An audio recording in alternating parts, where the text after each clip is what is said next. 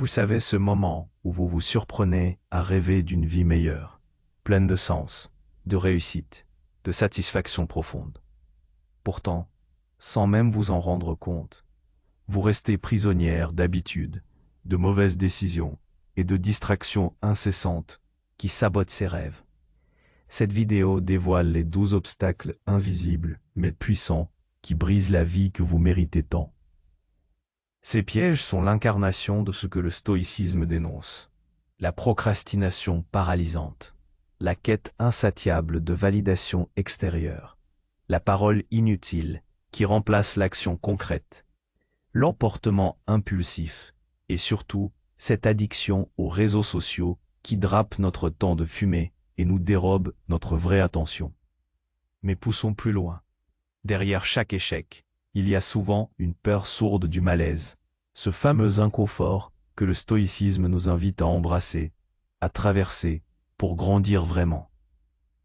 Plutôt que de s'élever, beaucoup préfèrent se comparer, se plaindre, rester dans. Et pendant ce temps, la vie file sur le mode pilote automatique, privé de conscience, de choix délibérés, d'authenticité. L'immédiateté du plaisir devient une drogue qui anesthésie notre potentiel, nous laissant stagner. Ce que je vous propose ici, c'est bien plus qu'une liste d'erreurs à éviter.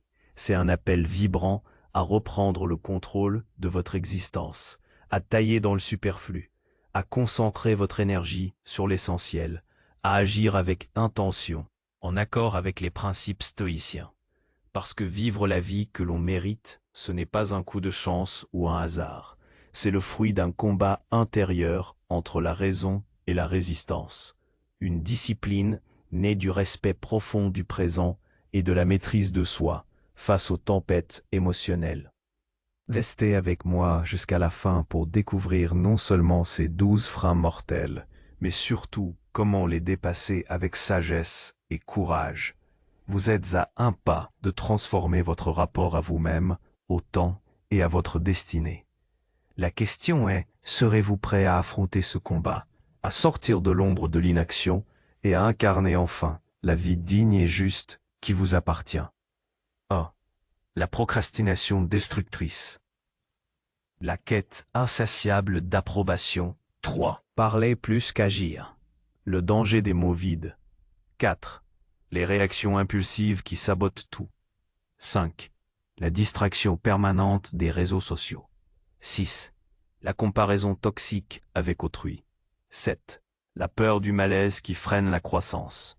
8. Le repli sur la plainte au lieu de l'action. 9. La dépendance au plaisir instantané. 10. Le mode pilote automatique déconnecté. 11. L'oubli de la conscience de ses choix. 12. L'incapacité à agir avec intention et discipline.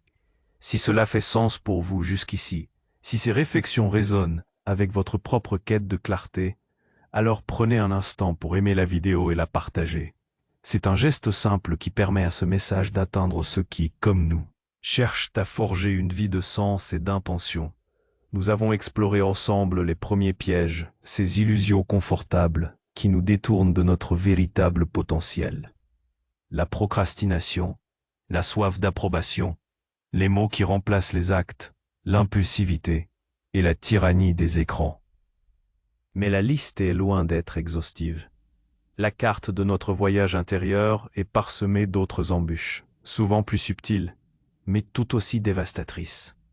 Des pièges qui nous poussent à regarder ailleurs plutôt qu'en nous-mêmes, à nous plaindre plutôt qu'à agir, à privilégier l'éphémère au détriment du durable. Il est temps de lever le voile sur ces obstacles restants, de les comprendre et surtout de découvrir comment les surmonter avec la sagesse et la force d'âme que le stoïcisme nous enseigne. AC. La comparaison toxique avec autrui. Qui d'entre nous n'a jamais ressenti cette morsure insidieuse en scrollant un fil d'actualité, confronté à l'image idéalisée d'une vie qui semble plus réussie, plus heureuse, plus tout que la nôtre? C'est la comparaison toxique, ce 6e obstacle invisible mais redoutable. Elle se nourrit des vitrines numériques, des récits édulcorés, des victoires affichées et des bonheurs ostentatoires. et sans même s'en rendre compte. Nous nous laissons emporter par un courant d'envie, de jalousie, ou pire, de dépréciation de soi. On mesure notre valeur à l'aune des succès d'autrui. On évalue nos possessions par rapport à celles des autres. Et on doute de nos propres chemins parce qu'ils ne ressemblent pas aux routes balisées par le consensus social. Ce processus est d'autant plus insidieux qu'il est constamment alimenté par une culture de l'affichage, où seule la perfection est digne d'être partagée. Nous oublions que derrière chaque photo parfaite, chaque récit de réussite éclatante, se cachent des doutes, des efforts, des échecs non partagés. Nous comparons nos coulisses, nos peurs, nos faiblesses, nos moments de doute, avec les scènes parfaitement éclairées des autres. C'est une bataille perdue d'avance, une course sans fin, vers un horizon qui recule à mesure que l'on avance. Et dans cette course, ce que nous perdons, c'est notre singularité, notre paix intérieure, notre capacité à trouver la joie dans notre propre parcours. Nous nous définissons par rapport à l'extérieur, rendant notre bonheur et notre estime de soi vulnérables aux caprices de la perception d'autrui. Les stoïciens, bien avant l'ère des algorithmes et des likes, connaissaient déjà ce poison. Épictète nous enseignait que nous sommes troublés, non par les choses, mais par les opinions que nous avons des choses. La comparaison n'est pas une vérité objective sur notre valeur, mais une opinion, une interprétation subjective que nous fabriquons. Elle nous détourne de ce qui est sous notre contrôle, nos propres actions, nos propres efforts, notre propre caractère. La sagesse stoïcienne nous invite à une forme de solipsisme vertueux, non pas un égoïsme, mais une concentration farouche sur notre citadelle intérieure. Qu'importe ce que l'autre possède ou réalise. Cela n'enlève rien à ma capacité de cultiver la vertu, de vivre selon la raison, d'agir avec intégrité. Ma valeur ne dépend pas de l'éclat de mon voisin, mais de la lumière que je choisis d'allumer en moi-même. Marc Aurèle, en contemplant la futilité des honneurs et des richesses extérieures, rappelait que la seule richesse véritable réside dans la qualité de notre âme, la pureté de nos intentions. La comparaison externe est une distraction qui nous éloigne de cette quête essentielle. Elle nous pousse à vouloir ce qui est hors de notre portée ou qui n'est pas bon pour nous, au lieu d'apprécier ce qui est en notre pouvoir de cultiver et de préserver, notre vertu. Pour contrer cette toxicité, le stoïcisme nous propose un remède radical, la discipline de la perception et la pratique de la gratitude. La discipline de la perception consiste à regarder les choses telles qu'elles sont, sans jugement ni attachement émotionnel excessif. Quand vous voyez le succès d'un autre, pouvez-vous simplement l'observer sans le filtrer par le prisme de votre propre manque supposé. Pouvez-vous même vous en réjouir pour l'autre, reconnaissant la valeur de son effort. Mieux encore, pouvez-vous y trouver une inspiration sans que cela ne devienne une source d'autoflagellation? La gratitude, elle, est l'antidote le plus puissant à la comparaison. En vous concentrant sur ce que vous avez déjà, votre santé, vos relations, vos opportunités, même les plus petites victoires de votre journée, vous ancrez votre esprit dans l'abondance de votre propre vie. Vous réalisez que la vraie richesse ne réside pas dans ce qui vous manque par rapport aux autres, mais dans ce que vous possédez déjà, ce qui est unique à votre parcours. Le chemin de chacun est singulier. Il n'y a pas de concours de vie, seulement des expériences personnelles à vivre pleinement. L'unique comparaison valable est celle d'hier à aujourd'hui. Suis-je une meilleure version de moi-même qu'hier? Ai-je progressé dans mes vertus, mes actions, ma sagesse? C'est la seule mesure qui importe pour les stoïciens. Libérez-vous de la prison dorée de la vie des autres. Votre liberté commence quand vous décidez que votre valeur est intrinsèque, inébranlable par les éclats extérieurs. La peur du malaise qui freine la croissance. Après la comparaison, voici un ennemi plus intime encore. La peur du malaise. C'est ce sentiment diffus, cette appréhension que nous éprouvons face à tout ce qui nous sort de notre zone de confort. Que ce soit la perspective d'une conversation difficile, la mise en place d'une nouvelle habitude exigeant un effort soutenu, l'apprentissage d'une compétence nouvelle et frustrante, ou même le simple fait d'affronter une situation imprévue sans notre filet de sécurité habituel. Cette peur, souvent inconsciente, nous pousse à éviter les frictions, à contourner les obstacles, à choisir le chemin de la moindre résistance. Nous préférons rester dans le connu, même si ce connu est une prison dorée d'immobilisme, plutôt que de s'aventurer dans l'inconfort qui, paradoxalement, est le seul terreau fertile pour la croissance. C'est la petite voix qui dit « Ne commence pas ce projet, c'est trop difficile » ou « Ne dis pas ce que tu penses vraiment, ça pourrait créer des tensions » ou encore « Reste là, c'est plus sûr que d'explorer l'inconnu ». Et chaque fois que nous cédons à cette peur, nous ratons une opportunité de nous étirer, de nous renforcer, de découvrir de nouvelles facettes de notre potentiel. Cette réticence à embrasser le malaise nous enferme dans un cycle de stagnation. Nous nous privons des expériences qui pourraient nous endurcir, nous rendre plus adaptables et plus résilients. Le confort, lorsqu'il devient une fin en soi, se transforme en un anesthésiant qui nous rend insensibles aux appels de la croissance et de l'amélioration. Pour les stoïciens, le malaise n'est pas un signe d'échec à fuir, mais un signal, un messager de l'opportunité. Sénèque, par exemple, nous encourageait à pratiquer la misère volontaire, à nous priver délibérément de nos conforts habituels pour nous aguerrir.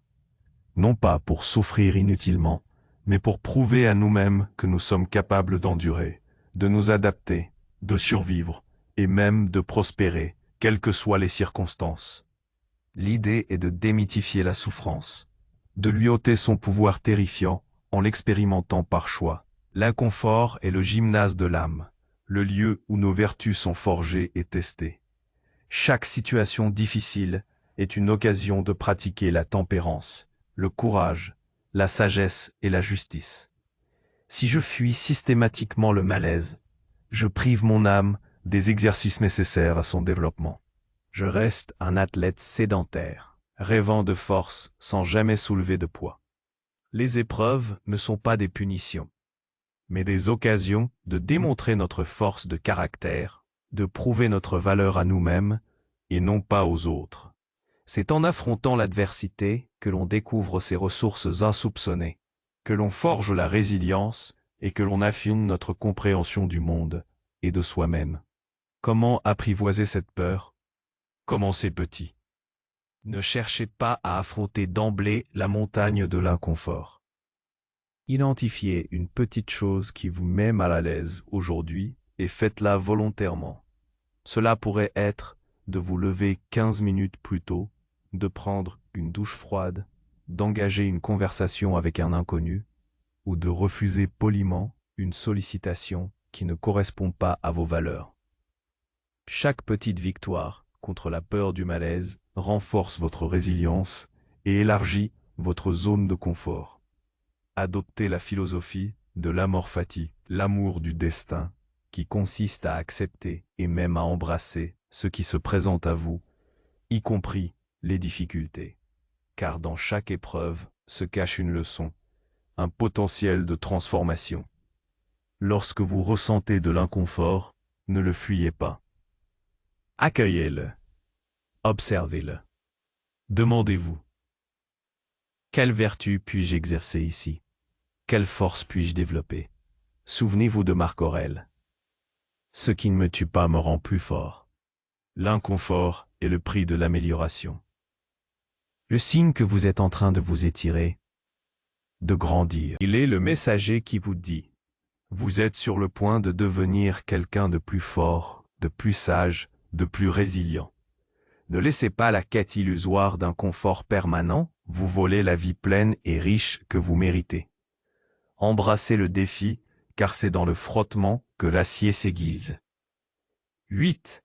Le repli sur la plainte au lieu de l'action.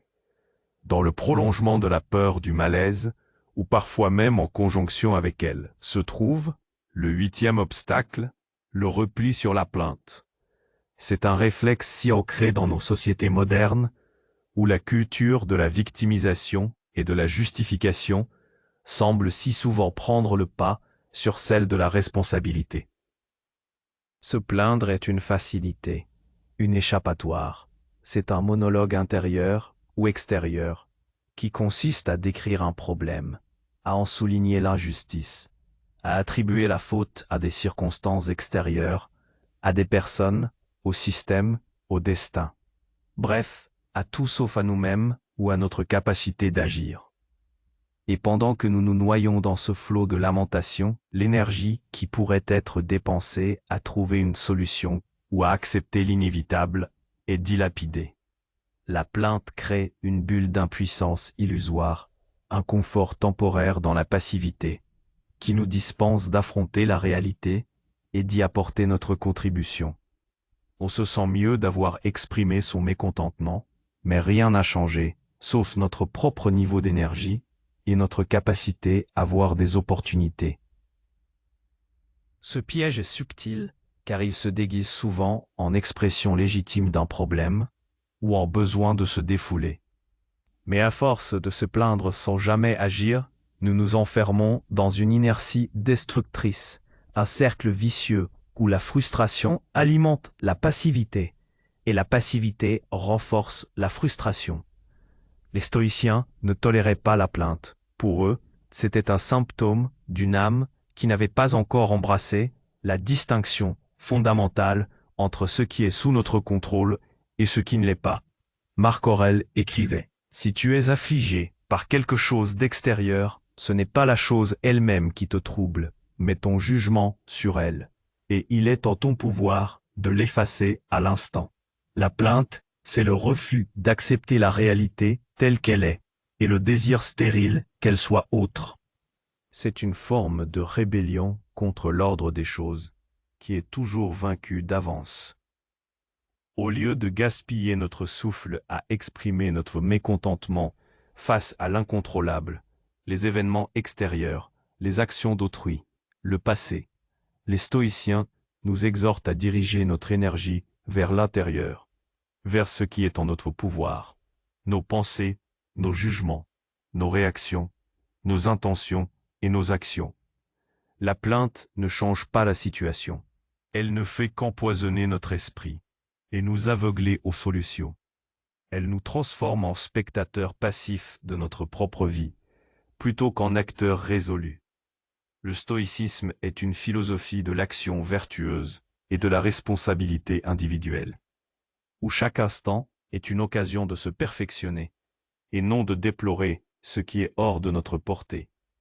Pour échapper à la prison de la plainte, la première étape est une prise de conscience brutale. Chaque fois que vous vous plaignez, vous choisissez de céder votre paix. Au lieu de cela, pratiquez ce que l'on pourrait appeler la conversion de la plainte en action ou en acceptation. Lorsque l'envie de vous plaindre surgit, arrêtez-vous un instant. Posez-vous cette question simple et tranchante. Est-ce que ce que je suis sur le point de dire ou de penser est sous mon contrôle? Si oui, alors cessez de vous plaindre et agissez. Que pouvez-vous faire pour améliorer la situation? Même un tout petit pas. Parlez à la personne concernée, cherchez une solution, changez votre approche. Sinon, si c'est au-delà de votre sphère d'influence, le temps, la politique mondiale, la nature humaine, le passé, alors pratiquez l'acceptation radicale. C'est-à-dire, non pas une résignation passive, mais une acceptation active et consciente que certaines choses sont comme elles sont, et que la seule sagesse réside dans notre capacité à nous y adapter avec grâce et résilience. Marc Aurèle disait encore, « Ne te laisse pas troubler par l'image de ta vie entière. Ne te représente pas dans ta pensée tous les ennuis qui pourraient te tomber en partage, mais dis-toi, à propos de chacun d'eux, qu'y a-t-il là-dedans d'insupportable et d'impossible à endurer? Transformez la plainte en question, la frustration en défi et l'impuissance en responsabilité. En faisant cela, vous reprenez les rênes de votre esprit et de votre vie. Vous devenez un maître de vous-même, non un esclave des circonstances. La dépendance au plaisir instantané. Après avoir combattu la plainte, nous nous heurtons à un adversaire séduisant et pernicieux, la dépendance au plaisir instantané. Notre société est une fabrique à gratification immédiate, des notifications constantes aux livraisons en un clic, des séries binge-watchées aux repas préparés en quelques minutes. Tout est conçu pour apaiser nos désirs et nos inconforts sans délai. Et l'esprit humain, toujours avide de la voie la plus facile, s'y habitue avec une rapidité déconcertante. Nous recherchons la dopamine facile, la distraction rapide, l'apaisement sensoriel immédiat. Cela se manifeste par le scroll infini sur les réseaux sociaux, la recherche constante de nouvelles sensations, l'incapacité à supporter l'ennui, la tentation de repousser les tâches difficiles au profit de divertissements futiles. Le problème n'est pas le plaisir en soi. Les stoïciens ne sont pas des ascètes qui rejettent toute joie, mais la dépendance à ce plaisir, la recherche compulsive qui remplace la poursuite de valeurs plus profondes et plus durables. Lorsque le plaisir devient le seul guide de nos actions, nous sommes comme des bateaux sans gouvernail, ballottés par chaque vague de désir, incapables de maintenir le cap vers ce qui est vraiment important, ce qui demande effort, persévérance et patience. Cette quête incessante de la gratification rapide nous prive de la satisfaction profonde qui accompagne l'accomplissement d'un travail difficile, la construction de relations significatives ou l'atteinte d'objectifs à long terme. Les stoïciens nous enseignent que le plaisir n'est pas le souverain bien. Le souverain bien est la vertu, c'est-à-dire vivre en accord avec la raison et la nature. Le plaisir peut être une conséquence naturelle d'une vie vertueuse, mais il ne doit jamais être la motivation. Sénèque mettait en garde contre la vie dirigée par le plaisir, la comparant à une bête sauvage, imprévisible et insatiable. Ce n'est pas la faim qui nous torture, mais la surabondance, disait-il, soulignant que la recherche constante de plus de plaisir mène non pas à la satisfaction, mais à une agitation perpétuelle et à un vide toujours plus grand. La vraie joie stoïcienne ne vient pas de l'extérieur, mais de l'intérieur. De la satisfaction d'avoir agi avec intégrité, d'avoir fait ce qui est juste, d'avoir cultivé sa raison et sa maîtrise de soi. C'est une joie sereine, une paix intérieure qui ne dépend pas des circonstances fugaces. Les stoïciens pratiquaient la modération, sophrosine, et la tempérance. Ils savaient que la vraie liberté ne consiste pas à satisfaire tous ses désirs, mais à ne pas être esclave de ses désirs. Chaque fois que nous cédons à l'appel du plaisir immédiat au détriment de ce qui est bon pour nous, à long terme, nous renforçons les chaînes de cette dépendance. Nous nous éloignons de notre autonomie et de notre liberté intérieure. Pour briser l'emprise du plaisir instantané, nous devons consciemment réintroduire la discipline et la gratification différée dans nos vies. Commencez par des jeûnes de plaisir. Choisissez délibérément de vous priver de certaines gratifications faciles pendant une période donnée. Pas de réseaux sociaux pendant une journée, pas de sucreries pendant une semaine, pas de divertissement passif avant d'avoir accompli une tâche importante. Cela ne consiste pas à s'infliger une punition, mais à rééduquer votre esprit, à ne pas être constamment dépendant de ces stimuli. De plus, cultivez le sens de la gratification différée. La vie la plus riche et la plus satisfaisante est souvent le résultat d'efforts soutenus et patients. Identifier des objectifs à long terme, apprendre une nouvelle compétence, améliorer une relation, construire un projet significatif, et engagez-vous dans les étapes nécessaires, même si elles sont ardues et ne procurent pas de plaisir immédiat. Trouvez la joie dans le processus, dans l'effort lui-même, dans la satisfaction de progresser. Marc Aurèle nous rappelait « Ne te laisse pas distraire par le tumulte de la vie. Apprenez à savourer le silence, la réflexion, l'effort concentré. Développez une forme de plaisir rationnel qui découle de la réalisation de vos devoirs, de l'exercice de vos vertus, de l'alignement de vos actions avec vos principes. C'est un plaisir plus profond, plus stable, qui contribue à une sérénité durable, bien au-delà de l'éclat éphémère d'une gratification rapide. 10. Le mode pilote automatique déconnecté. Après la tyrannie du plaisir instantané, nous tombons souvent dans un autre piège insidieux, le mode pilote automatique déconnecté. C'est l'état dans lequel nous vivons une grande partie de nos journées, sans réelle conscience, sans intention délibérée. Nous nous levons, nous nous préparons, nous travaillons, nous mangeons, nous consommons des informations, nous nous endormons, tout cela, souvent, sans jamais vraiment être là. Nos actions sont dictées par l'habitude, par des schémas de pensée préétablis, par la réactivité aux stimuli extérieurs. Nous faisons les choses parce que c'est ce que nous avons toujours fait, parce que c'est ce que la société attend de nous, ou simplement parce que nous n'avons pas pris le temps de réfléchir. Nous traversons la vie comme un somnambule, les yeux ouverts mais l'esprit endormi, ne percevant pas la beauté du présent, ne goûtant pas pleinement nos expériences, ne mesurant pas l'impact de nos choix. C'est une existence par procuration, où l'on réagit au lieu d'agir, où l'on subit au lieu de créer. Le danger est immense. En laissant le pilote automatique prendre les commandes, nous laissons filer notre temps, nos opportunités et notre potentiel sans même nous en rendre compte. C'est une forme d'autodestruction lente, où la vie n'est pas vécue, mais simplement passée. Cette déconnexion nous rend étrangers à nous-mêmes, incapables de répondre avec authenticité aux défis et aux joies de l'existence. Pour les stoïciens, vivre en mode pilote automatique est l'antithèse même de la philosophie.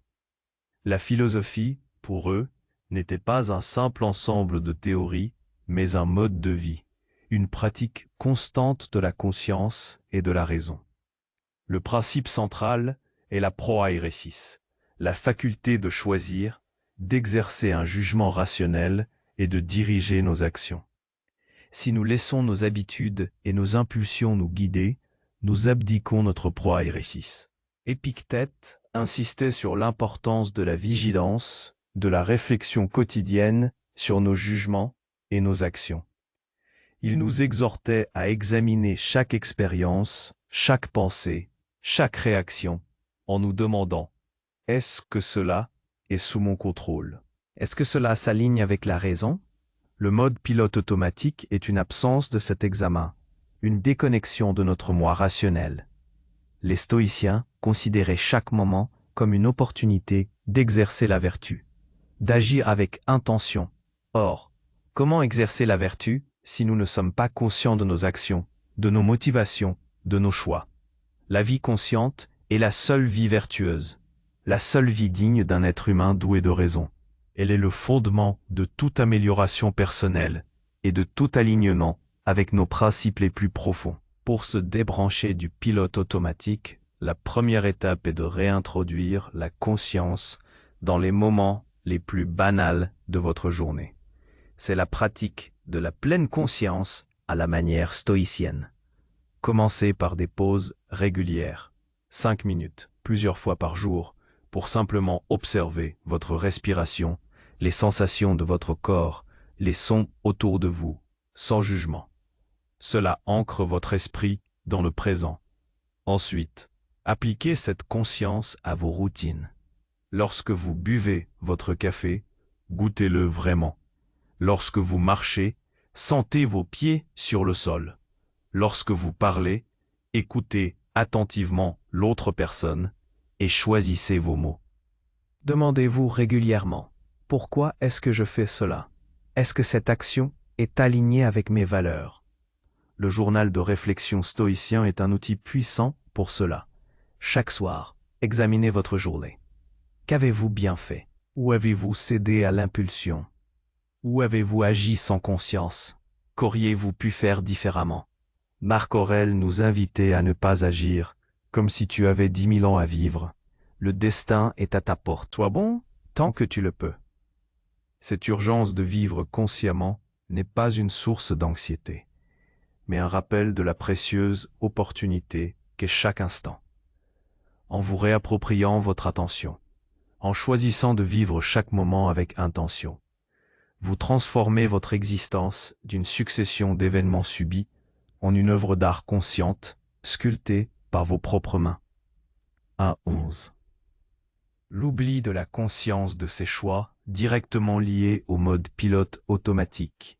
Mais plus profond encore est le 11e obstacle. L'oubli de la conscience de ses choix. Il ne s'agit plus seulement de ne pas être présent à ce que l'on fait, mais de ne pas réaliser que l'on fait un choix, même par défaut. La plupart des gens croient que la liberté réside dans l'absence de contraintes externes. Mais pour les stoïciens, la vraie liberté est interne. C'est la capacité à choisir sa réaction, son attitude, ses valeurs, indépendamment des circonstances. Lorsque nous oublions que nous avons cette conscience de nos choix, nous devenons des marionnettes, ballottées par les désirs, les peurs, les pressions sociales, les habitudes ancrées. Nous nous disons « je n'ai pas le choix » ou « c'est comme ça », alors qu'en réalité, un choix est toujours présent, même si ce n'est que celui de notre attitude face à l'inévitable. Cette démission de notre faculté de choisir est une tragédie silencieuse. Elle nous prive de notre dignité d'être rationnels et nous enferme dans un fatalisme qui n'est qu'une excuse pour l'inaction. Nous nous laissons définir par notre passé, par les attentes des autres, par les scénarios que nous avons intériorisés, sans jamais interroger la validité de ces définitions ou la possibilité d'un autre chemin. C'est une abdication de notre souveraineté sur notre propre esprit, une renonciation à notre pouvoir fondamental de déterminer la direction de notre vie intérieure. La conscience des choix est au cœur de la philosophie stoïcienne. Pour Épictète, la seule chose que nous possédions vraiment est notre proérésis, notre faculté de choisir et de juger. C'est notre bastion intérieur, notre liberté inaliénable. Ce qui est le plus précieux est aussi ce qui nous appartient le mieux, disait-il. Oublier que nous avons la conscience de nos choix, c'est oublier notre essence même en tant qu'être humain. Chaque instant, chaque événement, nous présente une opportunité de choisir. Nous ne pouvons pas toujours choisir ce qui nous arrive, mais nous pouvons toujours choisir comment nous y réagissons, comment nous l'interprétons, comment nous nous positionnons. C'est là que réside notre pouvoir ultime. Les stoïciens nous rappellent que la vertu est un choix conscient et répété. Le courage n'est pas l'absence de peur, mais le choix d'agir malgré elle.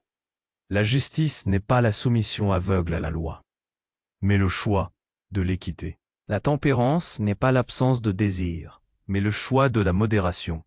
La sagesse n'est pas l'absence d'erreur, mais le choix de l'apprentissage et de la réflexion. Chaque fois que nous nous abstenons de choisir consciemment, nous laissons le hasard ou l'influence extérieure choisir pour nous, et nous nous éloignons de la vertu. Nous devenons des objets plutôt que des sujets de notre propre existence. Pour réveiller la conscience de vos choix, commencez par des exercices de pause et réflexion. Avant de réagir à une situation, de prendre une décision, ou même de prononcer des paroles importantes, faites une pause. Même quelques secondes suffisent. Pendant cette pause, demandez-vous, quelle est l'intention derrière cette action ou cette réaction? Est-ce que cela sert mes valeurs les plus profondes? Est-ce que cela est en mon pouvoir de faire un choix différent? Visualisez les conséquences de vos différentes options. Un autre exercice puissant est de tenir un registre des choix. Pendant une journée, essayez de noter toutes les fois où vous avez fait un choix, même petit, et la raison de ce choix. Vous serez surpris de voir à quel point nous faisons des choix constamment, souvent sans le savoir. En prenant conscience de cette faculté, vous reprenez les rênes de votre vie. Marc Aurèle nous conseillait de ne pas céder à la facilité. Ne te laisse pas emporter par l'impulsion naissance, mais juge chaque chose d'après la raison. Cultivez la conviction que vous avez toujours un choix, même dans les circonstances les plus difficiles. Le choix de l'attitude, le choix de la perspective, le choix de la résilience. C'est ce qui vous définit, c'est ce qui vous rend libre. Ne laissez jamais personne, ni aucune circonstance, vous faire oublier que votre souveraineté réside dans votre capacité à choisir avec conscience et raison. 12. L'incapacité à agir avec intention et discipline. Nous arrivons maintenant au 12e et dernier obstacle, qui est en quelque sorte la synthèse et la conséquence de tous les précédents. L'incapacité à agir avec intention et discipline. Nous avons identifié les pièges. Nous avons compris les enseignements stoïciens. Nous avons même, peut-être, commencé à pratiquer la conscience de nos choix. Mais la vraie transformation ne se produit que dans l'action. Et c'est souvent là que le bas blesse. Nous savons ce que nous devrions faire. Manger sainement, faire de l'exercice, méditer, travailler sur nos projets importants, être plus patient avec nos proches. Nous avons les meilleures intentions du monde. Mais la mise en œuvre, la discipline quotidienne, la persévérance face aux difficultés, la capacité à transformer l'intention en action concrète et soutenue, nous fait cruellement défaut. Nous procrastinons. Nous nous laissons distraire, nous tombons dans le piège du plaisir instantané, nous nous plaignons de la difficulté. Cette incapacité à agir intentionnellement, à nous tenir à nos engagements, à faire preuve de la discipline nécessaire pour sculpter la vie que nous désirons, est le frein ultime. Elle rend vaines toutes nos réflexions, toutes nos bonnes résolutions. C'est la différence fondamentale entre le simple désir et la réalisation. La vie que vous méritez n'est pas un souhait, c'est le résultat d'une série d'actions délibérées, répétées, avec constance et courage. C'est l'écart entre ce que nous savons être bon et ce que nous faisons réellement. Pour les stoïciens, la philosophie n'est pas seulement une affaire de pensée, mais d'action. La vertu ne se contemple pas, elle se pratique. Sénèque le disait clairement. La vie est un entraînement, pas une promenade. La discipline, ascésis, est le pilier central de la pratique stoïcienne. Elle consiste à entraîner son esprit et son corps à agir conformément à la raison et aux principes vertueux, même lorsque c'est difficile, même lorsque l'on n'en a pas envie. C'est la maîtrise de soi, la persévérance, la constance. Les stoïciens ne s'attendaient pas à ce que l'on soit parfait du premier coup. Ils prônaient une pratique quotidienne, une amélioration progressive. Chaque petite victoire contre une habitude néfaste. Chaque effort pour faire ce qui est juste. Chaque moment de résilience face à l'adversité est un entraînement. Marc Aurèle, lui-même empereur, se levait tôt pour travailler, même s'il préférait rester au lit, car il savait que son rôle exigeait cette discipline. Il se rappelait, ne sois pas dégoûté par la difficulté. La vie est un combat, mais un combat qui en vaut la peine. L'intention est le moteur, mais la discipline est le carburant et le gouvernail. Sans elle, le moteur tourne à vide et le navire dérive. Agir avec intention, c'est aligner nos actions avec nos valeurs. Agir avec discipline, c'est maintenir cet alignement, jour après jour, quelles que soient les tentations ou les épreuves. C'est la seule voie vers la véritable liberté et l'épanouissement. Comment cultiver cette capacité d'agir avec intention et discipline? Tout commence par la clarté. Qu'est-ce qui est vraiment important pour vous? Quelles sont les valeurs qui guident votre vie? Une fois que vous avez identifié ces priorités, décomposez-les en actions concrètes et mesurables. Ne visez pas la perfection, visez la progression. Choisissez une ou deux habitudes que vous voulez mettre en place ou abandonner. Et engagez-vous à les pratiquer chaque jour, même de manière imparfaite. C'est ce que l'on appelle les petits pas. 20 minutes d'exercice valent mieux que 0. 5 minutes de méditation valent mieux que rien. La constance est plus importante que l'intensité au début. Ensuite, créez un environnement propice à la discipline. Éliminez les distractions, rendez les bonnes actions plus faciles à accomplir et les mauvaises plus difficiles. Utilisez des rappels, des systèmes de suivi. Et surtout, pratiquez l'autocompassion sans complaisance. Si vous échouez un jour, ne vous flagellez pas. Marc Aurèle ne se reprochait pas éternellement une erreur, mais se demandait « Que puis-je apprendre de cela? Comment puis-je faire mieux demain ?» Le stoïcisme est une philosophie de la persévérance douce, mais ferme. Chaque matin, rappelez-vous votre télos, votre but, votre intention. Chaque soir, réfléchissez à vos actions. Et chaque jour, faites un pas, même infime, vers la personne que vous aspirez à devenir. La vie que vous méritez n'est pas un cadeau du ciel. C'est une œuvre que vous bâtissez, pierre par pierre, jour après jour, avec intention et discipline. C'est dans cette construction que réside la véritable joie, la véritable fierté, la véritable liberté. Allez, nous avons parcouru ensemble un chemin exigeant, explorant ces 12 obstacles invisibles qui s'interposent entre vous et la vie que vous méritez. De la procrastination à l'incapacité d'agir avec intention, en passant par la comparaison, la plainte et l'asservissement au plaisir, chaque piège est une facette de la même erreur fondamentale, l'abdication de notre raison, de notre maîtrise de soi et de notre responsabilité. Le stoïcisme, à travers ses leçons, nous rappelle une vérité universelle et intemporelle. Le champ de bataille de notre existence n'est pas le monde extérieur, mais notre propre esprit. C'est en son sein que se gagnent ou se perdent nos batailles les plus importantes. Sénèque, avec sa lucidité habituelle, nous mettait en garde. Ce n'est pas parce que les choses sont difficiles que nous n'osons pas. C'est parce que nous n'osons pas qu'elles sont difficiles. Cette phrase, simple en apparence, est une provocation. Elle nous défie de regarder au-delà de la façade des difficultés externes et de reconnaître que la véritable barrière est souvent interne. C'est notre propre réticence à affronter l'inconfort, notre peur de l'échec, notre complaisance envers nos habitudes, qui transforme les défis en montagnes infranchissables. Si nous osons embrasser l'effort, si nous osons agir malgré la peur, si nous osons remettre en question nos propres limites, alors les choses, si difficiles qu'elles paraissent, deviennent des opportunités d'exercer notre courage, notre sagesse, notre tempérance.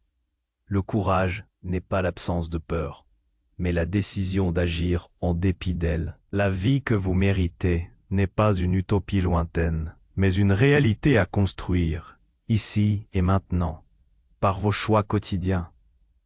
Elle n'est pas offerte, elle est conquise. Chaque jour vous offre une nouvelle chance de démanteler ces obstacles, de renforcer votre citadelle intérieure, d'incarner la personne que vous aspirez à être. La question n'est plus de savoir si ces obstacles existent, mais qu'allez-vous faire, concrètement, dès aujourd'hui, pour reprendre les rênes de votre esprit et commencer à sculpter, avec intention et discipline, la vie digne qui vous attend? Si cette exploration vous a parlé, si elle a allumé une étincelle de clarté ou de détermination en vous, je vous invite à vous abonner à la chaîne pour ne manquer aucune de nos prochaines réflexions. Et surtout, partagez vos propres pensées dans les commentaires ci-dessous. Quel obstacle résonne le plus avec vous? Quelle action stoïcienne comptez-vous mettre en place dès cette semaine? Vos témoignages enrichissent cette communauté et inspirent les autres. Ensemble, cultivons la sagesse pour une vie plus intentionnelle.